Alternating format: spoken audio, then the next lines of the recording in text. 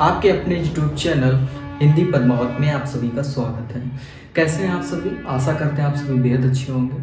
आज के इस वीडियो में हम आपको एक टॉपिक लेकर के आए हैं हिंदी उपन्यास का। ठीक है, इस क्लास में हम आपको हिंदी उपन्यास के विषय में बताएंगे और पूर्णतया समझाएंगे। ठीक है, तो ध्यान ये देना है कि जो आपने पिछली क्लास को नहीं देखा है अभी तक, मीन्स निबंध को, तो प्लेलिस्ट में पढ़िए। प्लेलिस्ट में आपकी वीडियो है, ठीक है, वहाँ पर जा कर के आप देख सकते हैं और समझ सकते हैं और अपनी नोट्स को बना सकते हैं। सबसे प्यारी सी बात यह है कि अभी हम जो बात कर रहे हैं वो ट्रिकदार विधाओं की बात कर रहे हैं। जैसे उपन्यास की हम आज बात करने वाले हैं, तो आपको बताएंगे कि कौन कौन से उपन्यास हमारे पाठ्यक्रम में लगे हुए हैं और उन्हें हमें पढ़ना है और भली भांति समझना है। तो छोटा सा ट्रिक है, इसे भी समझ लेते हैं। जैसे हमने निबंध को समझा, जैसे हमने नाटक को समझा, ठीक है ना, तो इसे भी समझते हैं। देखिए, हिंदी उपन्यास में का ट्रिक क्या है, यहाँ पर हम आपको बताते हैं। तो देखिए ट्रिक क्या है। ट्रिक है इसका अभिलाप। अभिलाफ, ठीक है, अभिलाफ गौ प्रसाद यस। अभिलाफ गौ प्रसाद यस। अज्ञेयु पल भर प्रेम करे। अज्ञेयु पल भर, अज्ञेयु पल भर क्या करें? प्रेम करें, है ना। कितना प्यारी सी बात है। बस यही लाइन है कि अभिलाप गौ प्रसाद यस, अज्ञेयु पल भर प्रेम करें। कौन प्रेम करें? अज्ञेय प्रेम करें। और अभिलाफ, अभिलाफ का मतलब समझते हो? लाफ मीन्स होता है हंसना। अभी हंसो तो ज्यादा सही है, तो अभी हंसो, है ना। तो अभिलाफ गौ प्रसाद यस, अज्ञेय पल भर प्रेम करें। ठीक है ना, ये था आपका छोटा सा। और इसमें अभी 2 से 3 उपन्यास और आते हैं, तो ये ट्रिक आप याद कर लो। उसके बाद बचे हुए उपन्यासों की ट्रिक हमने नहीं बनाई थी, मतलब 2 ही 3 उपन्यास बचे हुए हैं, तो वो 2-3 उपन्यास हम आपको बाद में बता देंगे। ठीक है, सबसे पहले समझते हैं कि देखते हैं कौन छूटा है, कौन इसमें आ गया है। सबसे वो बात हम करेंगे। तो जैसे अभी की बात कर लेते हैं, तो आ का मतलब होता है अमृतलाल नागर। क्या होता है भैया? अमृतलाल नागर। ठीक, अमृतलाल नागर आ गए। भी से होता है भीष्म साहनी। कौन होता है? भीष्म साहनी। ठीक, उसके बाद भीष्म साहनी जी के बाद आता है आपका ला से आता है लाला निवास दास। लाला श्री निवास दास। ठीक, लाला श्री निवास दास जी आते हैं। उसके बाद फा से आता है फणीश्वर नाथ रेणु। कौन आता है? फणीश्वर नाथ रेणु आते हैं। ठीक है ना, समझ में आ रहा है कि नहीं समझ में आ रहा है? हम बोल भी रहे हैं तो उस पर भी आप लोग ध्यान रखिएगा। ठीक है, आप उस पर ध्यान रखिएगा और अपनी नोटबुक में नोट करते रहिएगा। तो फा से फणीश्वरनाथ रेणु, ला से लाला श्री निवास दास। अब गौ से हो जाता है पंडित गौरी दत्त। कौन हो जाता है? पंडित गौरी, ठीक है, गौरी दत्त। ठीक, पंडित गौरी दत्त हो जाते हैं। प्रसाद से, अब प्रसाद यहाँ पर कौन सा उपन्यास लिख सकते हैं? ठीक है ना, तो प्रसाद इसमें हजारी प्रसाद द्विवेदी जी हैं। कौन है? हजारी प्रसाद द्विवेदी। ठीक है ना, हजारी प्रसाद द्विवेदी। हम चाहते तो यहाँ शॉर्टकट में HPD लिख सकते थे, लेकिन हो सकता है आपके संदर्भ में ना रहा हो ये नाम, हो सकता कोई और नाम रहा हो, तो इसलिए हमने पूरा नाम लिख दिया हजारी प्रसाद द्विवेदी। फिलहाल अब से अगर हजारी प्रसाद द्विवेदी को हम HPD भी लिख देंगे तो कोई दिक्कत नहीं होनी चाहिए, आपको यही समझिएगा। ठीक है ना, उसके बाद यस। यस का मतलब होता है यशपाल। कौन होता है? यशपाल। ठीक है, अगे तो अगे नाम है ही, तो आगे का आगे ही रहेगा, इसमें कुछ भी परिवर्तित नहीं होगा। यूं से कोई मतलब नहीं, पल से कोई मतलब नहीं है, ठीक है ना, भर से कोई मतलब नहीं है। इन पल भर, यूं पल भर से हमको कोई मतलब नहीं है, इससे कोई लेना देना नहीं है। ठीक है ना, क्योंकि इसमें कोई उपन्यास है नहीं। उसके बाद प्रेम की बात आती है, तो मुंशी प्रेमचंद जी इसमें जरूर आते हैं। ठीक है, मुंशी प्रेमचंद जी इसमें जरूर आते हैं, तो मुंशी प्रेमचंद जी आ जाते हैं। ठीक है, अभी हमने इस ट्रिक से जितने आपको राइटर दिख रहा है, हमने इतने राइटर को पढ़ लिया है। ठीक है, इसके अलावा भी राइटर हैं 2-3, वो भी हम आपको बता देते हैं। जैसे देखिए, आपके इसमें आ जाते हैं एक लोग का नाम है, आपको बता देते हैं, ये मन्नू भंडारी।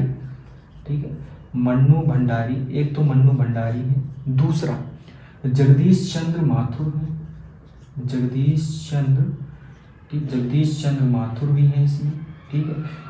और एक और नाम आता है, हम आपको बता देते हैं, ये हैं एक लोग श्रीलाल शुक्ल जी, अभी याद आ गया हमें, श्रीलाल शुक्ल, ठीक है, श्रीलाल शुक्ल जी आते हैं, ठीक। तो एक्चुअल में बात यह है कि हम नोट्स वोट्स रखते नहीं अपने पास, ठीक है ना, ऐसे ही कंठस्थ रहता है, तो ऐसे बताने में हमको ज़्यादा मज़ा आता है, बिना नोट्स को उठाए मज़ा कुछ अलग ही होता है। फिलहाल रखना चाहिए साइड में कभी कभी देखने के लिए, पर ठीक है, कोई दिक्कत नहीं। आपको दिक्कत है? इतना ज़्यादा वेट हो गया क्या? हमें नहीं लगता ज़्यादा वेट हो गया, हो सकता है इतनी देर में आप लोगों ने कमेंट भी बहुत सारे कर दिए होंगे श्रीलाल शुक्ल जी, ठीक है। लेकिन अभी हमारे पास वो बहुत अच्छा वाला जो है व्यवस्था नहीं है कि साथ साथ कमेंट्स भी देखें आपके और अपना पढ़ाते भी रहें, तो अभी इतनी उचित व्यवस्था नहीं है हमारे पास, सो इसके लिए बहुत खेद है, हमें इसके लिए खेद है। सो कोई बात नहीं। तो मन्नू भंडारी, जगदीश चंद्र माथुर और श्रीलाल शुक्ल, ये 3 लोग निकल के आते हैं। तो इसको याद करने के लिए बहुत बड़ी चीज़ नहीं है, श्री जग मन्नू याद कर लीजिएगा, बहुत आसान रहेगा आपको। पहले श्री लाइएगा, फिर जग, फिर मन्नू, ठीक है। श्री जग मन्नू कह दीजिएगा तो मामला समझ जाएगा, ठीक है, श्री जग मन्नू, ठीक है। तो जैसे हमने एक राइटर का नाम दे देते हैं ना, वैसे आप एक राइटर का नाम दे दीजिएगा, श्री जग मन्नू कह दीजिएगा। जग मन्नू कहेंगे तो याद रहेगा आपको, ठीक है, अपने हिसाब से बना लीजिएगा, ठीक है, यही अच्छा रहेगा। उसके बाद देखिए इतने लोग आ गए ना, अब हम बात करने वाले थे कि अब हम आपको बता देते हैं कि कौन कौन से उपन्यास, कौन कौन से लेखक के हैं, ठीक है। तो अमृतलाल नागर जी लिखते हैं मानस का हंस। क्या लिखते हैं भैया? मानस का हंस। मानस का हंस कौन लिखता है? अमृतलाल नागर जी, ठीक है, इनका उपन्यास है। दूसरा आता है भीष्म साहनी। तो भीष्म साहनी जी का तो आपको पता है कौन सा भैया? तमस। कौन सा है? तमस, ठीक है। अगला आता है लाला श्रीनिवास दास। तो लाला श्रीनिवास दास जी का बहुत आपको पता है, ये हिंदी का पहला उपन्यास लाला श्रीनिवास दास जी का परीक्षा गुरु ही है, ठीक है ना। सो ये है परीक्षा गुरु, ठीक है ना, इनका है परीक्षा गुरु, ठीक है। उसके बाद फणीश्वरनाथ रेणु। फणीश्वरनाथ रेणु जी का है मैला आंचल। अब प्यारी सी बात ये है कि यहाँ कहीं जगह नहीं है, तो इसको हम नीचे करके यहाँ पे लिख देते हैं मैला आंचल, ठीक है, मैला आंचल इनका उपन्यास है। उसके बाद पंडित गौरी दत्त, आपको पता है देवरानी जेठानी की कहानी। तो यहाँ पर आ जाते हैं सबसे पहले देवरानी जेठानी की कहानी, ठीक है, देवरानी जेठानी की कहानी। थोड़ा समझने का प्रयास करिएगा, एकदम से लीपा पोती हो जाता है, मुझे खुद से तकलीफ होती है कि क्यों थोड़ा दूर दूर लिखे तो ज़्यादा बेटर रहता है, बट मैं बोल भी रहा हूँ, आप थोड़ा उस पर कमेंट करिए और अपनी नोटबुक में लिखते रहिए, कोई दिक्कत नहीं है। ना समझ में आया तो आप कमेंट करिएगा, ठीक है, मैं फिर से वीडियो क्रिएट करके डाल दूँगा, कोई दिक्कत नहीं है। सो देवरानी जेठानी की कहानी पंडित गौरी दत्त जी का ये उपन्यास है। उसके बाद बात कर लेते हैं हज़ारी प्रसाद द्विवेदी। तो हज़ारी प्रसाद द्विवेदी जी की बहुत प्यारा सा उपन्यास है बाण भट्ट की आत्मकथा। क्या है? बाण भट्ट की आत्मकथा, ठीक है। वैसे आपको बताते हैं हज़ारी प्रसाद द्विवेदी जी की सिर्फ एक उपन्यास नहीं है बाण भट्ट की आत्मकथा, 4 चंद्रलेख, पुनर्नवा और अनाम दास का पोथा भी शामिल है। 4 उपन्यास इन्होंने लिखा। और सबसे प्यारी सी बात है कि बाण भट्ट की आत्मकथा अगर ये 46 है तो पहले कॉम्बिनेशन कैसे चलता है, देखो इनके उपन्यास का कॉम्बिनेशन कैसे चलता है, 1 3 2 4 ऐसे चलता है, 1 3 2 और 4। कैसे? उसका कारण है, अगर 46 ये है, बात समझिए, अगर 46 ये है तो सॉरी ऐसे चलेगा, 1 4 2 3 ऐसे चलेगा। अगर 46 ये है पहला तो चौथा है 76, ठीक है, फिर ये है 63 और ये है 73, ऐसे चलता है, 46 76 63 73 ऐसे चलता है।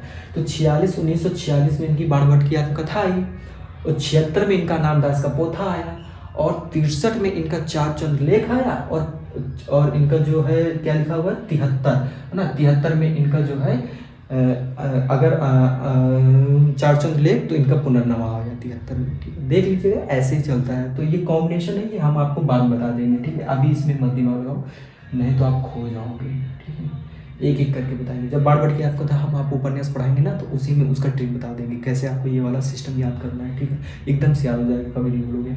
तो ये हो गया बाण भट्ट की आपको बताया हज़ारी प्रसाद द्विवेदी जी का। आगे उसके बाद नहीं, इसके बाद यशपाल आते हैं। तो यशपाल तो वही लिखते हैं भैया झूठा सच, कौन सा सच लिखते हैं? झूठा सच, है ना, झूठा सच लिखते हैं। उसके बाद अगे आते हैं, तो अगे का तो वही रहता है, कौन सा भैया? गैंग्रीन, नहीं नहीं नहीं नहीं, गलत कह रहे हैं। अगे का बहुत प्यारा सा उपन्यास है, सोचो और विचार करो कि वो कौन सा उपन्यास है इनका, ठीक है। अगे का बहुत प्यारा सा उपन्यास मुझे याद आ ही गया, शेखर एक जीवनी। शेखर एक जीवनी इनका उपन्यास है, शेखर एक जीवनी इनका उपन्यास है। जब एक की बात करो ना तो एक लिखो, और जीवन को इंग्लिश में लाइफ कहते हैं, लाइफ में 4 लेटर होते हैं, इसलिए अगर इसको 4 लिखोगे ना तो क्या हो जाएगा? 14। लेकिन 14 से हमको मतलब नहीं है, हमको इसके उल्टा करने से मतलब है, क्योंकि जीवन तो उल्टा है, तो इसीलिए इनका 1914 का उल्टा 41 होता है, इसलिए शेखर एक जीवनी 1941 की रचना है। बात है, समझ गए? तो ऐसे हम ट्रिक आपको बताएंगे जब हम आपको पढ़ाएंगे, कोऑर्डिनेट करेंगे कि आप कैसे उन्हीं के नाम से ही उनका संयाद कर सकते हो, कहीं जाने की जरूरत नहीं है, ठीक है। 1 4 याद रहेगा तो 41 नहीं याद रहेगा। अरे 4 1 1 4 में क्या डिफरेंस है? उल्टा कर दो, नहीं आप उल्टा कर दो तो 4 चीजें समझ जाएंगे, है ना। और शेखर एक जीवनी से मुझे बहुत प्यारी सी एक लाइन याद आती है कि शेखर सरस्वती, समझिएगा, सरस्वती स्त्री पात्र है, ठीक है। तो स्त्री शेखर से जानते हो क्या कहती है? स्त्री शेखर से कहती है कि, ठीक है, दुख इस बात का नहीं कि मरना गलत है, दुख इस बात का है कि जीना बहुत अच्छा लगता है। ये सरस्वती जी जो है शेखर जी से कही थी, तो ये बहुत प्यारा सा कथन हमको लगता है। तो जब शेखर एक जीवनी हम पढ़ते हैं तो सबसे पहला कथन मुझे यही याद आता है, ठीक है, जो कि ये हकीकत भी है। आप इसकी गहराई में जाएंगे तो पता चलेगा कि मुझे मर जाने का दुख से ज़्यादा मुझे जीवन जीना बहुत अच्छा लगता है, इस बात का दुख है, ठीक है। कितनी प्यारी बात है। उसके बाद बात कर लेते हैं प्रेम, मुंशी प्रेमचंद जी का वही गोदान उपन्यास, बहुत प्यारा सा है ना। गौ का दान, गोदान का मतलब गौ का दान, गौ मतलब गाय, गाय का दान, है ना, बहुत प्यारा सा गोदान, ठीक है ना। चाहे उसमें आपके होरी, धनिया, रूपार, है ना, सोना, है ना, बहुत लोग आते हैं, तो गोबर, बहुत सारी चीज़ें। तो यहाँ पर हम बात कर लेंगे, जब आपको हम उपन्यास पढ़ाएंगे तो गोदान के समय पढ़ा देंगे, कोई दिक्कत नहीं है, ठीक है ना। और गोदान तो आपको पता है, हम आपको बताते हैं गोदान कॉम्बिनेशन शांत गीत महादेव वर्मा जी से किया जाता है। अगर शांत गीत 1936 है तो गोदान भी 1936 रहेगी। अगर ये 36 है तो गौरी ज्ञान 36 रहेगा, मतलब पंडित गौरी दत्त ये और ज्ञान रंजन इसमें नहीं है। इन दोनों लोगों का सन है 1936 में, इन दोनों लोगों का गौरी ज्ञान नहीं, वो 1836 में इन लोगों का जन्म होता है।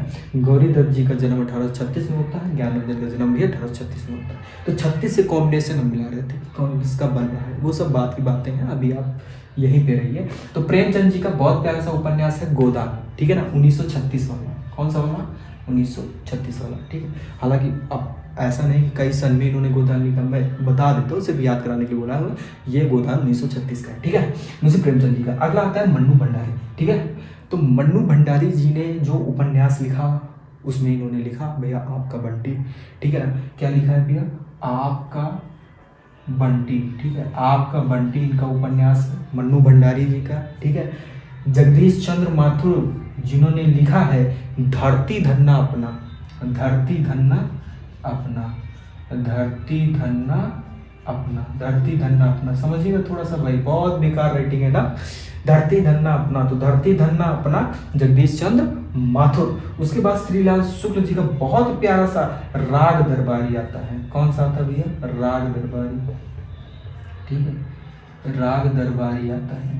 क्या आता है? राग दरबारी, ठीक है। तो ये था आपका, ठीक है, बहुत प्यारा सा उपन्यास।